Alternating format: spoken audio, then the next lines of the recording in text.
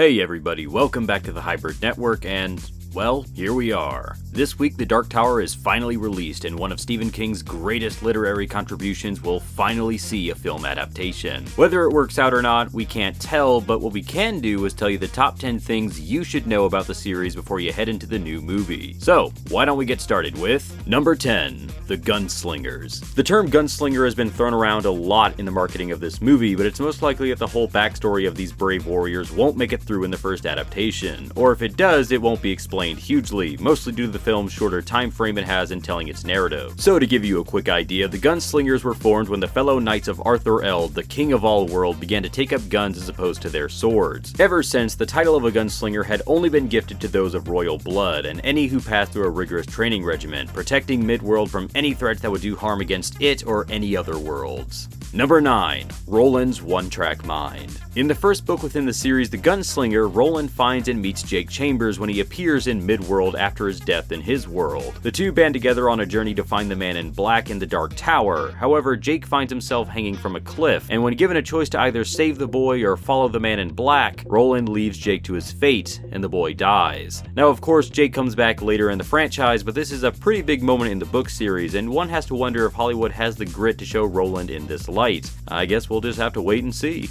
Number 8. Roland's Quartet. With the movie largely based on the first book, fans probably should have expected that other members of Roland's wandering group wouldn't make it into the film. However, it still stung with several people, seeing as how members like Susanna and Eddie Dean are widely beloved by fans of the series, and the idea of not seeing them appear in any capacity is understandably frustrating. But Roland's group grows to a considerable size throughout the series, taking on many members and losing some in the process as they continue their trek to the Dark Tower. Several new faces join Roland, and even some familiar faces, including Patrick Danville from Insomnia and Father Callahan from Salem's Lot.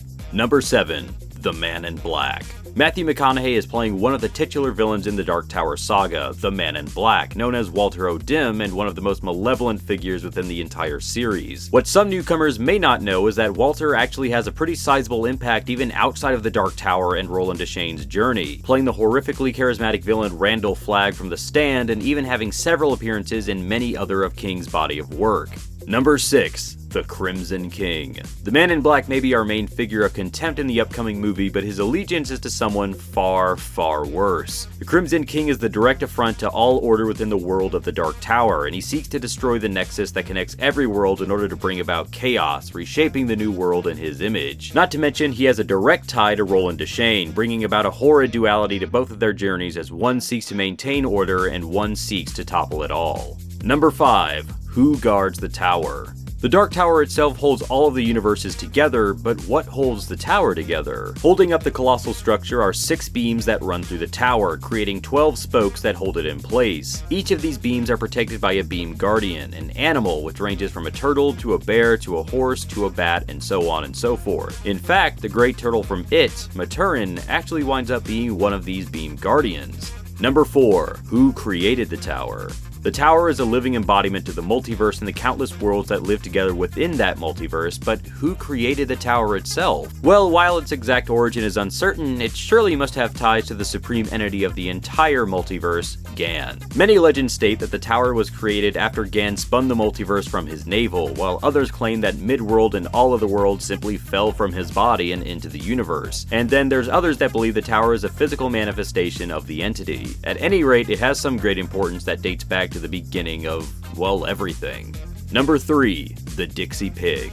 The Dixie Pig has been featured in some of the promotional material for the upcoming movie, where it's a local barbecue restaurant located in New York City. However, inside houses a number of dark and terrifying creatures, including the Taheen, a race of beings with animal heads and human bodies, and the Kantoi, a race that sort of acts as a cross between humans and Taheen, looking like bestial humanoid rats. It's not certain if they'll appear in the film, but if the Dixie Pig plays a prominent part in the movie, we could possibly see the Low Men and the Taheen showing up in a fight scene. Here's to hoping. Number 2. There are other worlds than these. Over the video, you've most likely noticed how I've been mentioning the multiverse and vast other worlds within the Dark Tower universe. Well, Stephen King's work is tied very, very closely together through the Dark Tower, with many references, characters, and plot points in other novels having huge implications for what happens in the Dark Tower. Insomnia, for example, is a big book as it actually contains the first appearance of the Crimson King as he attempts to slay a young boy with the potential to destroy him in the future, Patrick Danville. As mentioned previously, The Stand acts as a largely connected work as it contains an appearance from Randall Flagg, known as the Man in Black, while even The Mist has its connections to the larger world, the monsters inside most likely breaching forward into the world through a thinny leading into the Todash Darkness, a space between worlds.